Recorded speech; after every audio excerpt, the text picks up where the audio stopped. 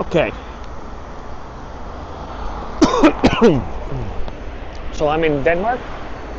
We're gonna walk to the university because our office for Epicode is located at the university. And yeah, we're starting from Vestakort, and basically Norraport would be left of me now. And you can't see it because my head is on the way. So let's see if I can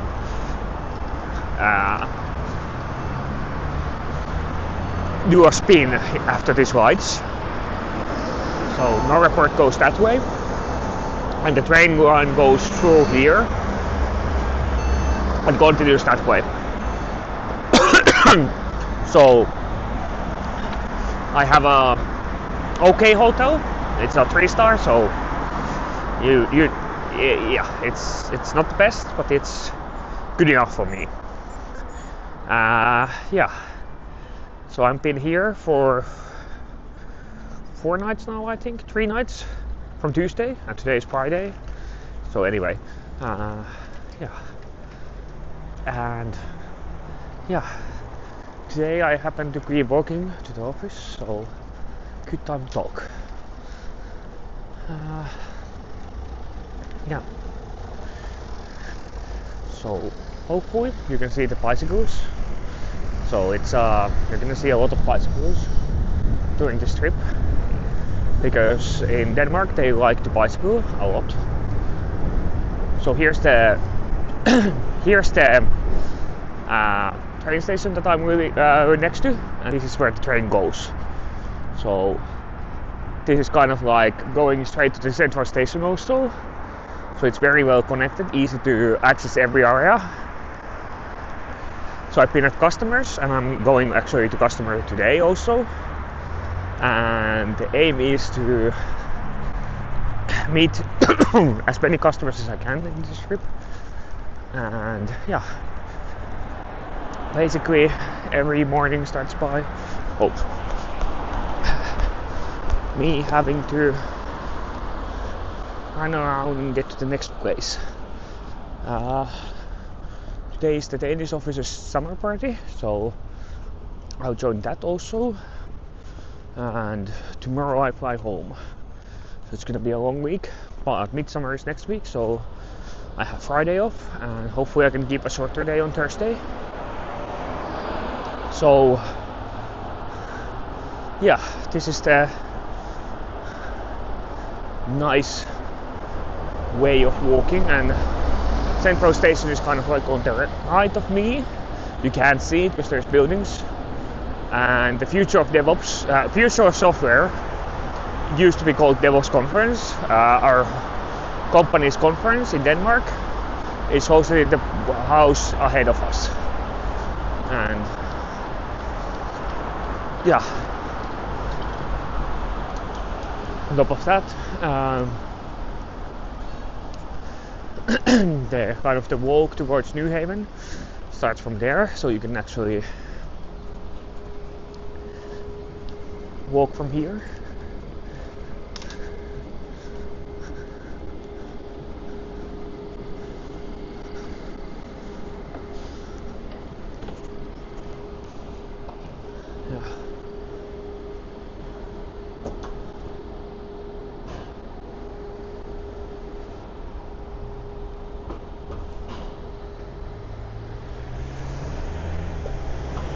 So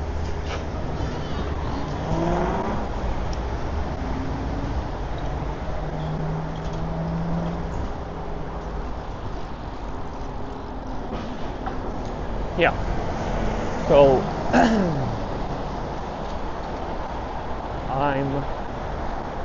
it's been really beautiful in Copenhagen. The first day it rained, so it wasn't as nice, but after that it's been pretty good weather. So I packed my shorts, and I hope we can go on and use the shorts during the summer party, but I'm not sure how the customer is quote up, so I put on my long jeans. Yeah, so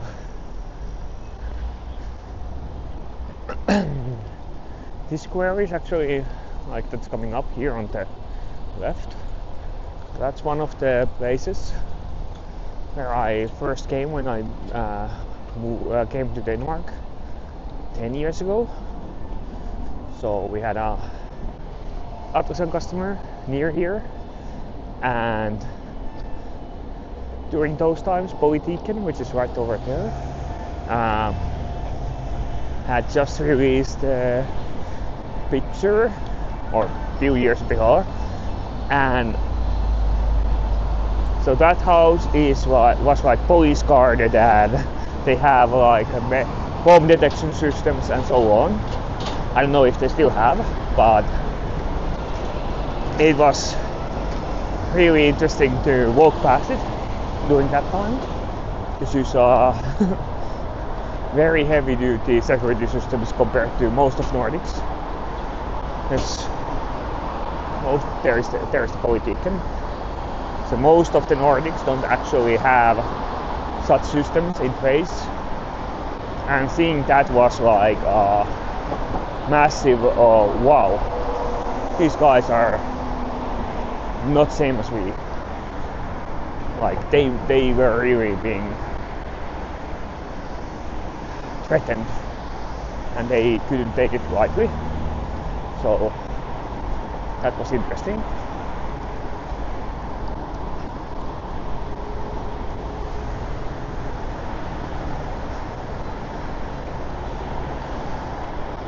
So yeah, that's the Politiken house over there, and that's where on the right, that's where it would start the walk towards New Haven. At least I would start. And today we're gonna walk this way, and we're gonna go over the bridge and get to one of the areas of like the university.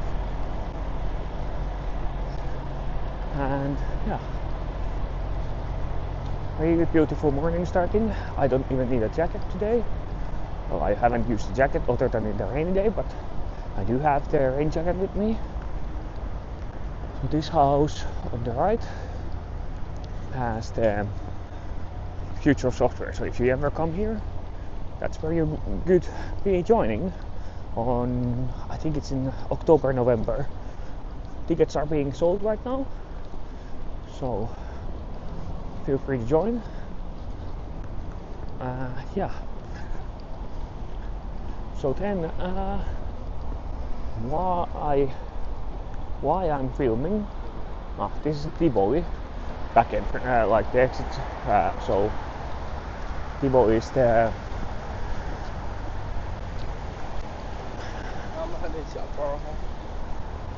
amusement park here in Denmark, in Copenhagen, right next to the central station. Never been, probably should go someday. I've been coming here for 10 years and never been in Tivoli. Don't know if I ever go. Interesting time.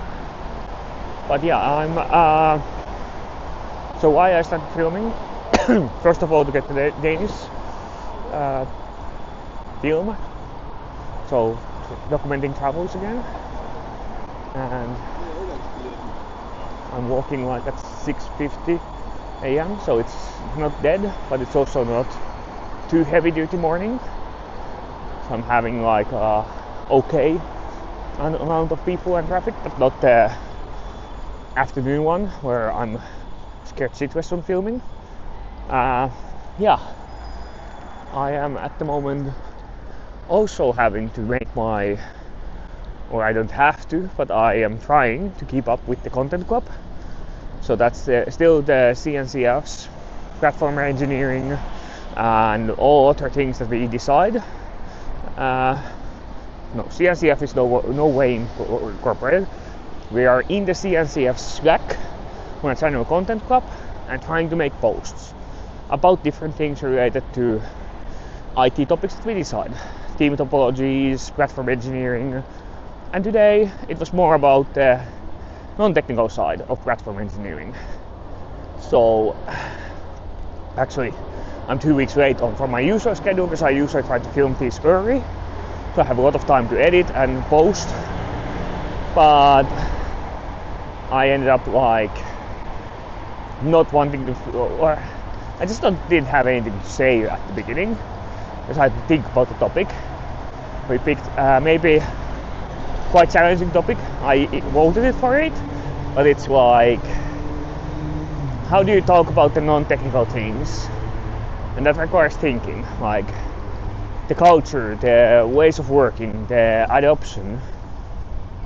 I've talked about that a lot also, but like the whole thing being that like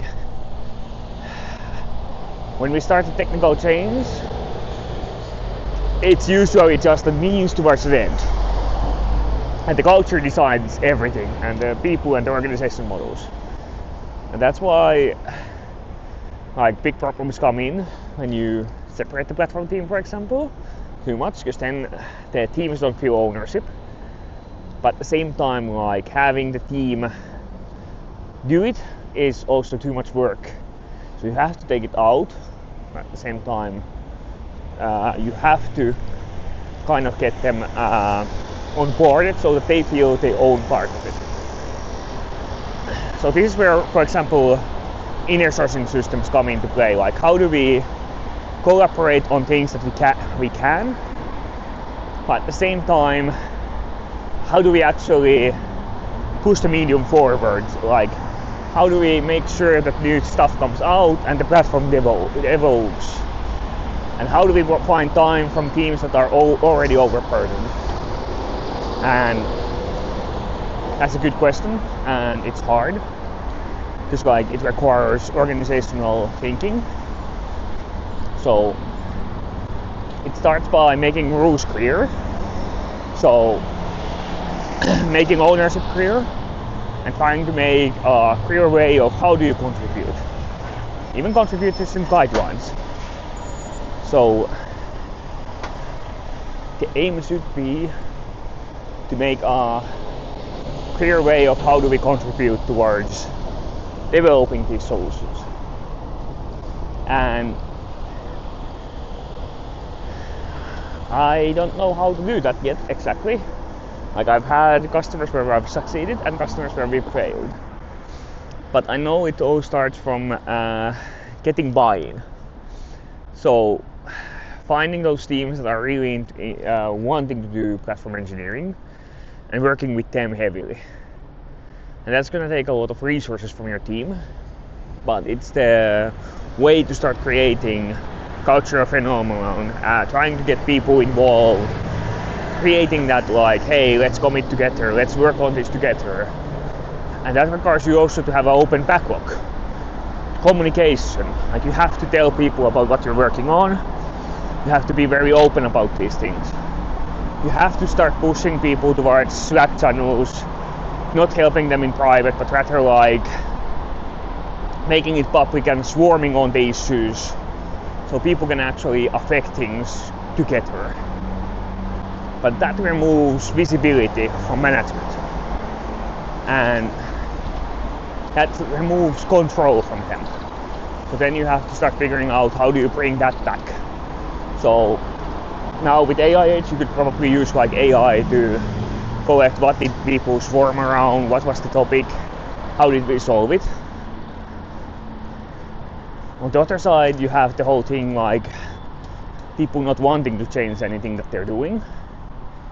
So you have to give them a reason, benefit, and it has to be something that increases their feelings, like makes them understand the pain and solves it. Because otherwise you're just ramping on topic that they don't care.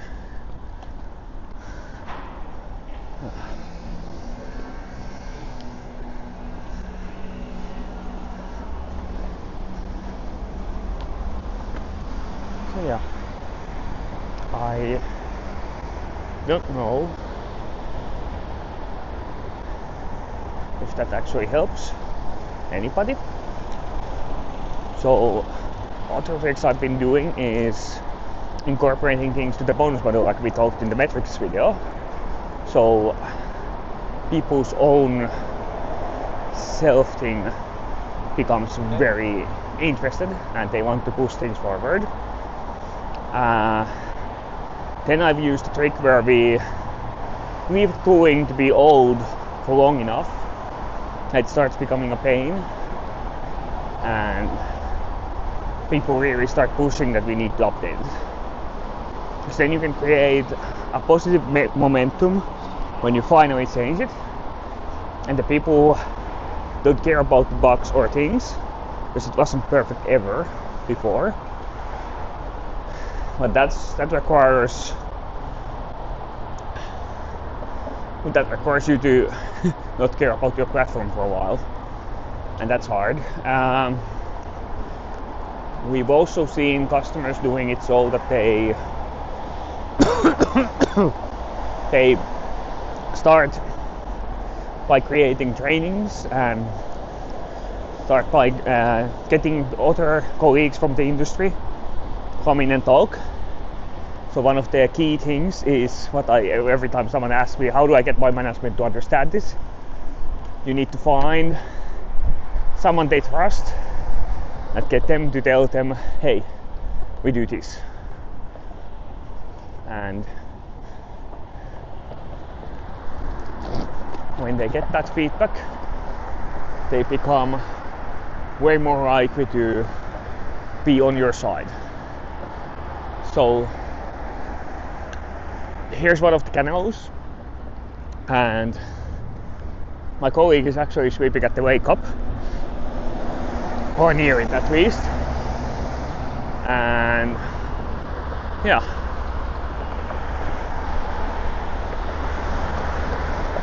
I didn't today have time for this trip to swim in the ocean, or the stream, but it's from the ocean.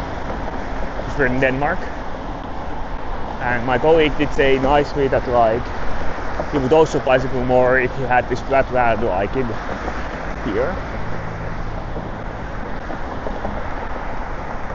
But you can see running clubs, morning canoeing, and all this stuff happening. So it's one of those places where the Nordic style can really meet with the nature, and as you've seen in the videos, Finnish people also wake up during the summer.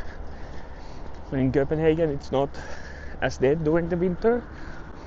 That's why a lot of expats and immigrants like Denmark, but they don't. If you don't have a work, you can't live here because it's too expensive. And yeah, quite difficult to manage. So back to the people. You can also create trust for the people, and that comes by tracking how are we working and explaining to them what are we changing. They won't listen at the beginning, but then you need to keep repeating the message, and you need to be patient. It's not a one night change, it's year, 2, 3. So you start by bit being like, hey, we need to start doing this, hey, we need to start doing this. And in some places you have to start saying you can't use this if you don't do this. You have to be bad cop sometimes, but you have to know when and what, and how do you keep the momentum moving. And that's hard.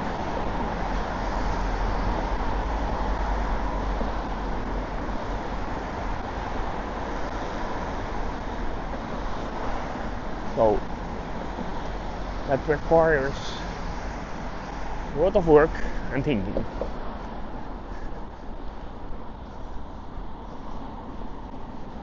But yeah,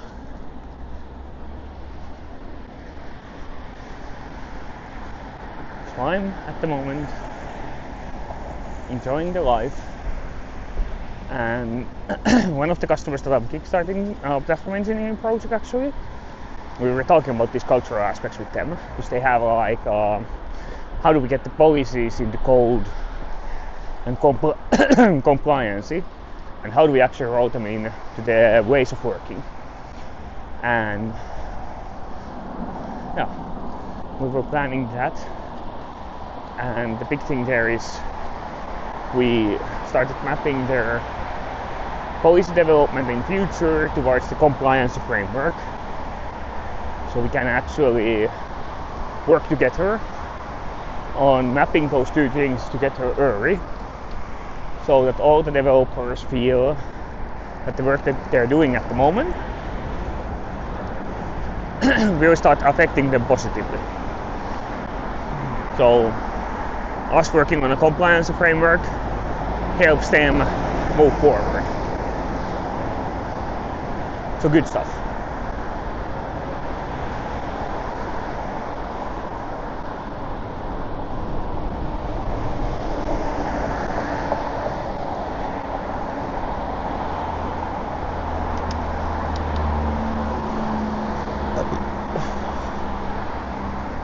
Yeah. So now we're on the aisle for the university. So at Radisson Pool, we're gonna go right from there, so towards south, if I remember correctly, and we're gonna end up in the university. We're not gonna actually walk this big street, we're gonna walk down this side street, and we should start arriving to another street which is a bit more walkable, and then we have to walk a few meters on the wider street again, because that's how it goes here. The good thing is the bicycling infrastructure is very good, which means that the walking infrastructure is also nice, so it helps a lot in the when you're traveling here and wanting to walk like this. So yeah, I think that's my 2 cents for this time. I think that's my video for this time. I'm gonna enjoy the walk, and remember to like and subscribe if you haven't yet. And yeah, I'm gonna edit this probably in the airplane tomorrow, and then I'm gonna throw it to exporting at home. So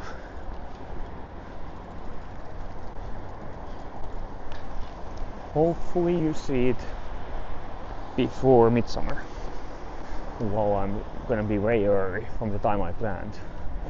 So it's 7:20 now, and yeah, so I have to move a bunch of my videos forward, so I'm constantly making videos, and I now have a backlog of about 1.5 months, and I'm gonna try and get more of them, like more videos coming constantly, so that when I'm on holiday I don't have to stress about the videos. Well, I'm not stressing about this is a hobby, but I want to reach 1 year of weekly uploads. After that I look at what I've been doing and figure it out, but that's, in my opinion, ambitious enough. So yeah, it should be quite easy actually, but you never know. Like, I'm halfway through that now, and yeah, it's gonna be the harder months coming up, so the winter, and I just need to make enough content during the summer so I can go past the winter months without content. But yeah, it's yeah, my motivation is at the highest at this point of the year, so I end up working too much, for example. So I think I've been doing a bit too long days here in Denmark this week, but it's okay. It's nice to breathe in and breathe out and meet customers, so, and also do other work, but yeah, enjoying the Danish cities is also a good thing at the morning, and because I wake up at like 4 to 5 here, I have a very long work days, or like days. I do go to sleep at 9 p.m. because I get tired. That's my usual sleeping time. Today's gonna be tough because I have to go all the way until 10 and then I can escape. So 2 hours later sleeping, but early wake up because I have to make it to my plane early morning. Well, not that early for me, but like still have to be up at 6 and skip the hotel breakfast because in Saturdays it starts at 7. So yeah, that's a bit annoying, but like I'll make do. And yeah, life is pretty okay. I do enjoy the time here. Well, in any place. Like I also do miss home a bit. So many things there going. But you know, it's gonna be fun. Holiday is coming. 28 days to holiday. So we have 28 days to get better at filming before the D-Day of Welcome to Japan. And yeah, I don't remember if I said that I rented the car. So I'm gonna be driving in Japan for 11 days, around probably like 1,000 kilometers, 1,500 kilometers, depending on how much we have to explore. And yeah, it's gonna be something where to get used to the left side of driving, but at the same time it's gonna be good for me because I can't think about work if I'm driving, and I'm gonna be enjoying the countryside of Hokkaido actually. So I'm going to get to spend a lot of time in cities and places that would be hard to get to with public transportation. You can get there, but like this is way more fun for me. So yeah, stay tuned, more videos coming, and I think I have a bunch of AI videos coming. And my talk from Bucharest should be up now on the channel, so I recommend watching that next, but YouTube probably has another video being recommended. So thank you everybody, and I'll see you around.